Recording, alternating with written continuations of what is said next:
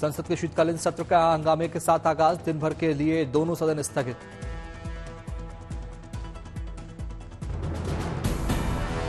सत्र में आम लोगों से जुड़े 5 बिल पेश करेगी सरकार। Coastal shipping bill, Indian ports bill, merchant shipping bill होंगे पेश। सरकार बैंकिंग लॉ अमेंडमेंट बिल और वक्फ बिल भी करेगी पेश। अन्य कई बिलों पर भी चर्चा की उम्मीद।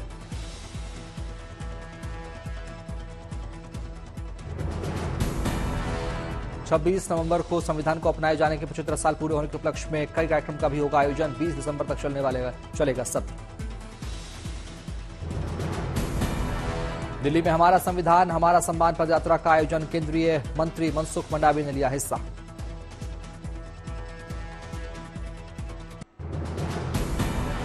शीतकालीन सत्र की शुरुआत से पहले संसद परिसर में पीएम मोदी ने देश को किया संबोधित। विपक्ष पर जमकर साधा निशाना। हंगामे को लेकर पीएम मोदी ने राहुल गांधी पर किया वार। बोले, जिन्हें जनता ने अस्वीकार किया वो संसद का काम रोकने के लिए मुट्ठी भर लोग ये कोशिश करते हैं। जिनको जनता ने अस्वीकार किया है वे संसद को भी मुट्ठी भर लोगों के हुड़दंगबाजी से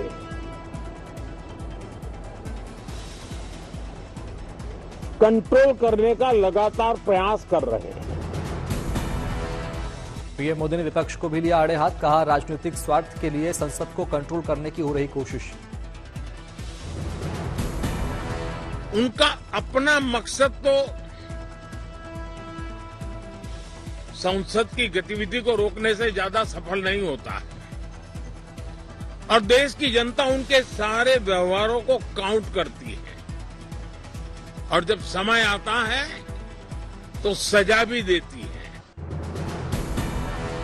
शीतकालीन सत्र में लोकसभा सदस्यों के लिए नई व्यवस्था। इलेक्ट्रॉनिक टैब पर डिजिटल पेन से दर्ज कराएंगे अपनी उपस्थिति। कांग्रेस के सांसद मणिकम टैगोर ने पेश किया स्थगन प्रस्ताव। अडानी के मुद्दे पर चाहते हैं चर्चा। अजहरुद्दीन ओवैसी ने लोकसभा में दिया स्थगन प्रस्ताव का नोटिस। संभल हिंसा पर चाहते हैं चर्चा। बिहार विधानमंडल का शीतकालीन सत्र का आगाज। 5 दिनों तक चलेगा सत्र। 28 नवंबर को फिर सीएम पद की शपथ लेंगे हेमंत सोरेन। राज्यपाल को इस्तीफा सौंपने के बाद पेश किया सरकार बनाने का दावा।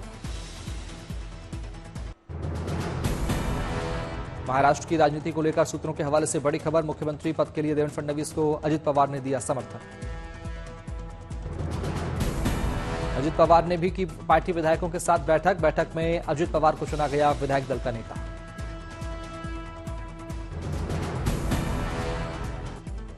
महाराष्ट्र में महायुति की बड़ी जीत के बाद बैठकों का दौर जारी। आज हो सकता है सीएम के नाम का ऐलान।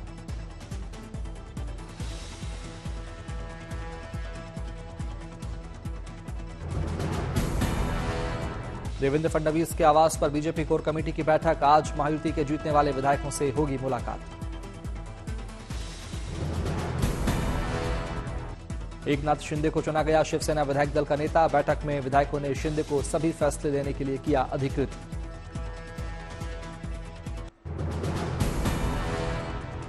दिल्ली विश्वविद्यालय छात्र संघ चुनाव की मतगणना जारी। दिल्ली विश्वविद्यालय के नॉर्थ कैंपस में हो रही काउंटिंग। डीयूएसयू चुनाव की मतगणना में बड़ी संख्या में पुलिसकर्मी तैनात। काउंटिंग सेंटर पर के पास 3 लेयर की बैरिकेडिंग। परिणाम आने के बाद परिसर में छात्र नहीं कर सकेंगे किसी प्रकार का जश्न। डीओ ने कल इस संबंध में प्रत्याशियों से लिए थे एफिडेविट। अखिल भारतीय विद्यार्थी परिषद और एनएसयूआई में है आमने सामने का मुकाबला। अध्यक्ष, उपाध्यक्ष, महासचिव और संयुक्त सचिव के पद पर आएंगे परिणाम। 27 सितंबर को हुए थे चुनाव। अभी तक कोर्ट की रोक से नहीं हो पाई थी मतगणना।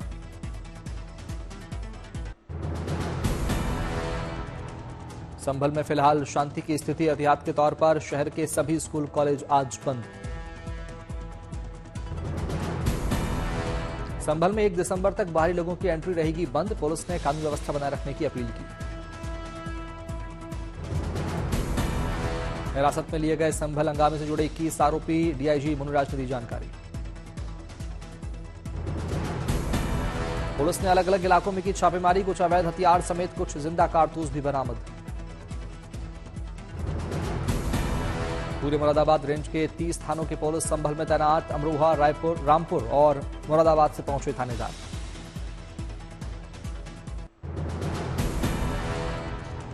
दिल्ली में वायु प्रदूषण की स्थिति में सुधार, बेहद खराब से खराब पहुंचा वायु गुणवत्ता सूचकांक।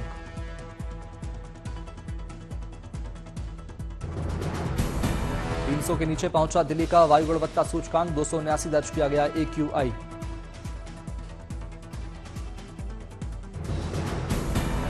दिल्ली के ही कुछ इलाकों पर बेहद खराब की स्थिति में वायु गुणवत्ता सूचकांक, ज्यादा इलाकों में 200 से 300 के बीच दर्ज किया गया AQI। हवा की रफ्तार बढ़ने के चलते घटा वायु प्रदूषण, आसमान साफ होने के चलते तापमान में भी मामूली बढ़त।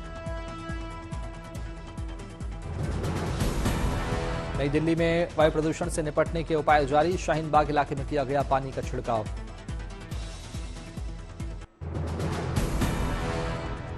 दिल्ली के इंडिया गेट इलाके में सुबह छाई धुंध, विजिबिलिटी रही कम।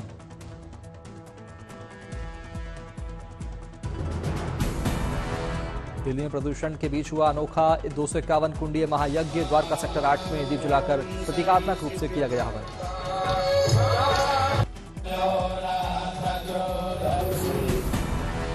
उत्तर प्रदेश के आगरा में भी सुबह दिखी धुंध, ताजमहल पर भी विजिबिलिटी रही कम। तमिलनाडु के नीलगिरी में विंटर सीजन की हुई शुरुआत, तापमान में आई भारी गिरावट।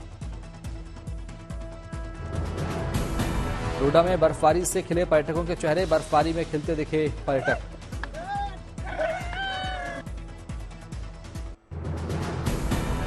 सोनमर्ग में हुई जोरदार बर्फबारी, चारों तरफ दिखी बर्फ की चादर। जम्मू कश्मीर में बडगाम के दूधपथरी में ताजा बर्फबारी, पर्यटन बढ़ने की उम्मीद में स्थानीय लोगों में खुशी की लहर। जम्मू कश्मीर के ऊपरी इलाकों में भी गिर रही है बर्फ, कुपवाड़ा, गुलमर्ग और सोनमर्ग के पहाड़ हुए सफेद, 0 से नीचे जा सकता है तापमान। बांदीपोरा की तुलेल घाटी भी स्नोफॉल के बाद हुई सफेद, खराब मौसम में लोगों के लिए प्रशासन ने जारी की एहतियात बरतने की एडवाइजरी। तमिलनाडु के नीलगिरी में तापमान में आई गिरावट, थलाईकुंडा क्षेत्र में जमी दिखी बर्फ।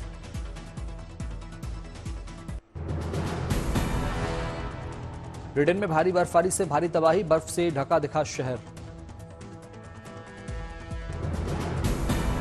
भारी बर्फबारी से कई इलाकों में बिजली हुई गुल, बर्फबारी से तापमान में भी आई गिरावट।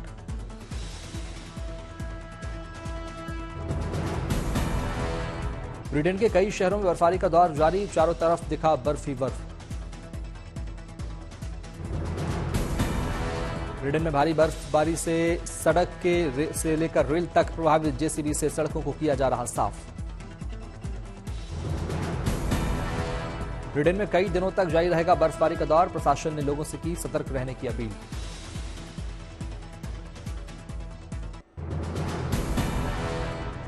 जम्मू के अखनूर में भारतीय सेना का अनोखा कदम, आतंकवाद से लड़ाई के लिए गांव रक्षा गार्ड्स को दे रहे ट्रेनिंग।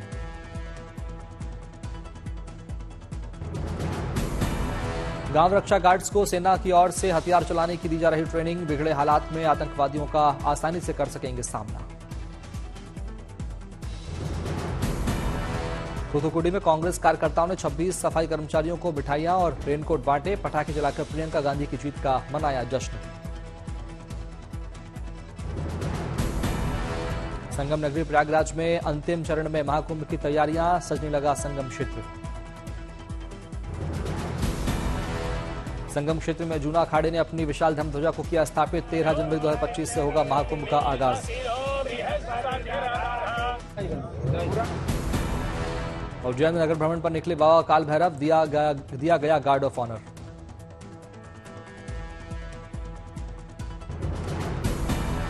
डीएम और एसपी ने भगवान काल भैरव के रजत मुखारविंद का पूजा कर पालिकी में किया विराजित, बड़ी संख्या में उमड़ा भक्तों का हुजूम। साल में 2 बार निकाली जाती है बाबा काल भैरव की सवारी, श्रद्धालुओं ने पलक पावड़े बिछाकर किया बाबा का स्वागत। सवारी के साथ पुलिस बल के सशस्त्र जवान, बैंड, ढोल, ध्वज, घोड़े, बग्गी के साथ ही बड़ी संख्या में भक्त हुए शामिल।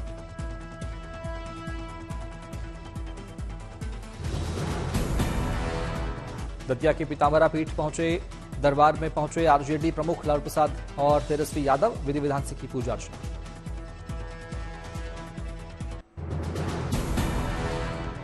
लंदन की यात्रा पर पहुंचे मध्य प्रदेश के मुख्यमंत्री मोहन यादव, होटल में पारंपरिक तरीके से हुआ स्वागत।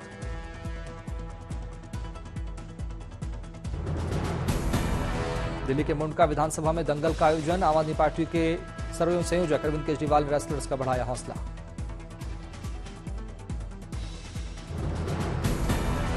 असम के जोरहाट में 2 दिवसीय डाक टिकट प्रदर्शनी का आयोजन, आजादी के पहले के डाक टिकट बने आकर्षण का केंद्र।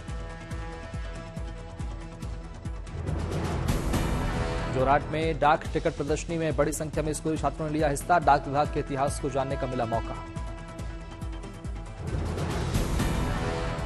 रोहतक में दीन बंधु चौधरी छोटू राम की जयंती दौड़ का आयोजन, मंत्री अरविंद शर्मा ने बहाया पसीना।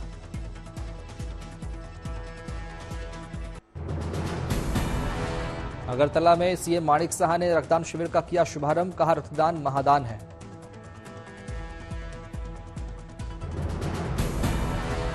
राजस्थान के अलवर में राजस्थान इन्वेस्टर मीट 2024 का शुभारंभ, केंद्रीय मंत्री भूपेंद्र यादव हुए शामिल।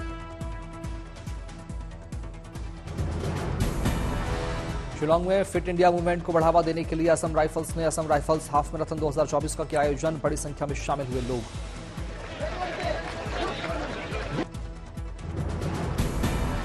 दिल्ली में 43वें अंतर्राष्ट्रीय व्यापार मेला देखने पहुंचे उत्तराखंड के सीएम पुष्कर सिंह धामी, प्रदर्शन का लिया जायजा।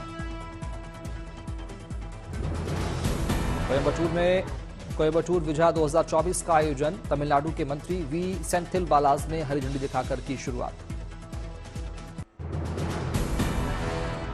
जींद में राज्य स्तरीय महर्षि वाल्मीकि जयंती समारोह का आयोजन, हरियाणा के सीएम नायब सिंह सैनी हुए शामिल। रायपुर में 76वें एनसीसी दिवस कार्यक्रम का आयोजन, छत्तीसगढ़ के सीएम विष्णुदेव साय ने लिया हिस्सा। छत्तीसगढ़ के जशपुर में ओपन चैलेंज फुटबॉल चैंपियनशिप का आयोजन, छत्तीसगढ़ के सीएम विष्णुदेव साय ने की शिरकत।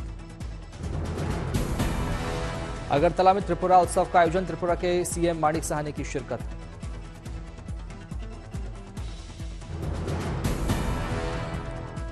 भोपाल में संविधान विहीन भारत कार्यक्रम का आयोजन, कांग्रेस नेता दिग्विजय सिंह हुए शामिल।